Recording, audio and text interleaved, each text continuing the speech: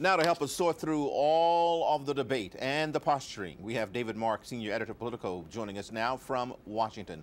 Good morning, David.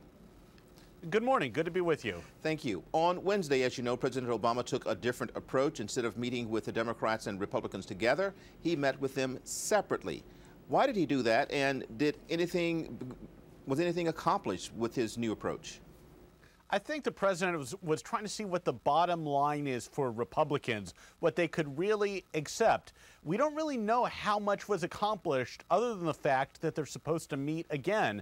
That's a good sign that maybe progress is being made behind the scenes and they're sort of inching towards a deal. Meet again together, separately, do we know? We don't know precisely what the grouping is going to be like. It's really the House Republicans that are the key to this right now. It looks like the Senate is actually in a position to go ahead with this kind of grand bargain position that's been negotiated. It's the House Republicans who are more reluctant, recalcitrant. They're the ones who have to be won over. The president now says he's open to a short-term deal, something he rejected before. The House Republicans passed the cut, cap, and balance plan, which the Senate takes up today. There's the Gang of Six proposal, then a backup plan that Senators Reid and McConnell are working on. From your vantage point, what's likely, what stands the best chance of actually happening? I think the most likely course of action at this point is a short-term extension of the debt limit, maybe a month or so. During that time, negotiators can hammer out the differences, come to some final agreement on a larger package, which would include largely spending cuts and maybe a bit of tax increases, depending on how they're framed. So I think it would be short-term just to keep the negotiations going. By the way, how big a deal is it for President Obama to back away from his insistence that he wasn't going to accept a short-term plan? I actually don't think it's as big a deal as it may be made out to be.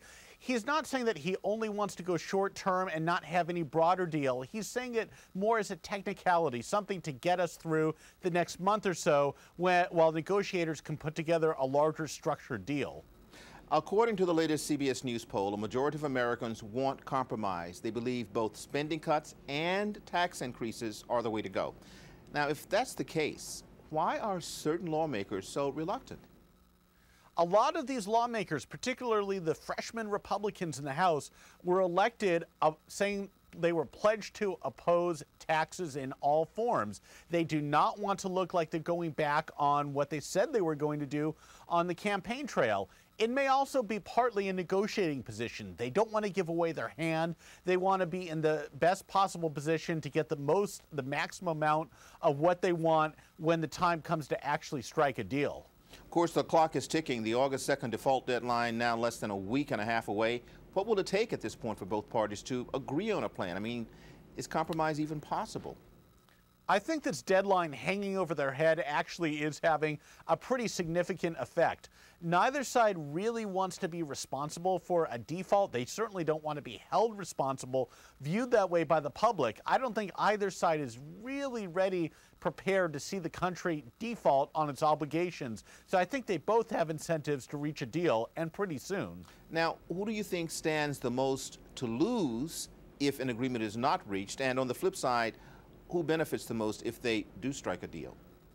I think congressional Republicans have the most to lose because President Obama has framed this fair or not, right or wrong, as him being the sort of moderate, the adult in the room, the person who's willing to come to a reasonable compromise. And he's sort of made both liberal Democrats and conservative Republicans look kind of extreme.